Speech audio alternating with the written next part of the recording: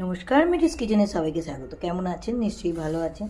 আজ আমি একটা চাটনি করে দেখাবো, আমসত্ত্ব খেজুর আর টমেটোমের চাটনি। এই আমসত্ত্ব খেজুর টমেটোমের চাটনি সবাই ভালোবাসেন। দেখতে থাকুন কেমনভাবে করি। কড়া বসিয়ে দিয়েছি, চাটনির জন্য তেল দেবো। চাটনিতে বেশি তেল লাগে না, একটু অল্প তেল দেবো।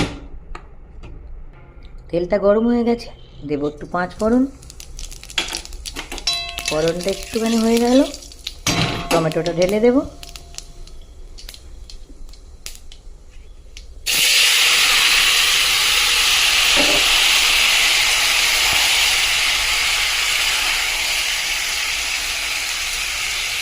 দিয়ে দেবো নুন, যাতে টমেটোটা তাড়াতাড়ি গলে যায়।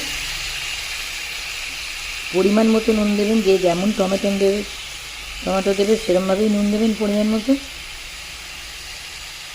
আমার এখানে 1 কেজি টমেটো আছে।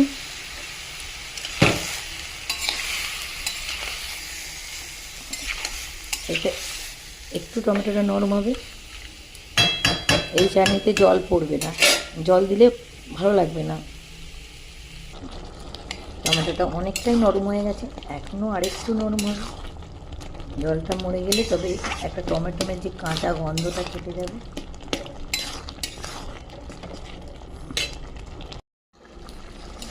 টমেটোটা গলে গেছে, এবার দিয়ে দেবো আমসত্ত্ব খেজুরটা।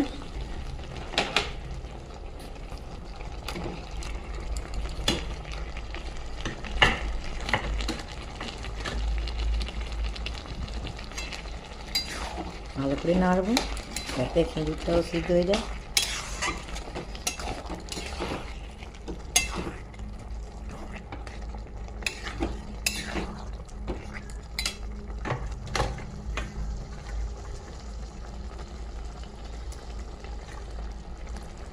দেবো একটু হলুদ গুঁড়ো, কালারটা আরও সুন্দর আসার জন্য।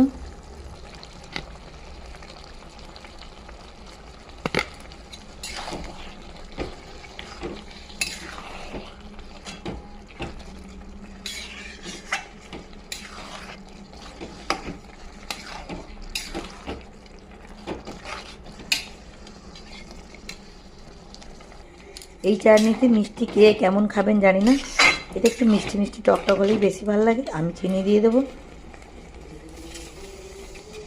আর একটু দেবো।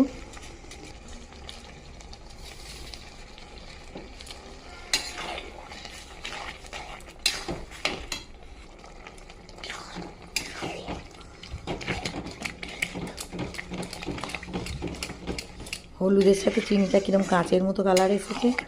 আর একটা মশলা দেবো, আমি ঘরে তৈরি করে